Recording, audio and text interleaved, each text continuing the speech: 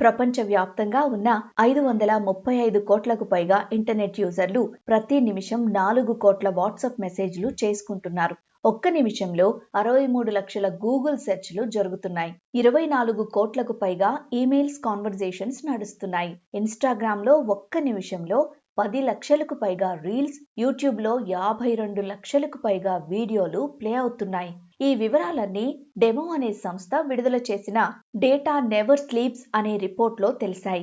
సాండ్వైన్ internet report ప్రకారం ప్రపంచవ్యాప్తంగా ప్రతి నిమిషానికి 2,29 లక్షల జీబీల కంటే ఎక్కువ డేటా యూజ్ అవుతోంది. ఇందులో 65% వీడియో స్ట్రీమింగ్ కోసమే ఖర్చవుతోందని తెలిసింది. వివిధ సంస్థలు చేసిన ఇతర సర్వేల్లో ఈ-కామర్స్ దిగ్గజం అమెజాన్లో ప్రతి నిమిషం 3 కోట్ల రూపాయల విలువైన ఆర్డర్లు ప్రాసెస్ అవుతున్నాయి. డేటింగ్ యాప్ టిండర్లో 15 లక్షలకు పైగా స్వైప్స్ నమోదవుతున్నాయని తెలిసింది. ఇంటర్నెట్ వాడకం పెరుగుతున్న కొద్దీ సైబర్ నేరాలు అదే స్థాయిలో పెరుగుతున్నాయి.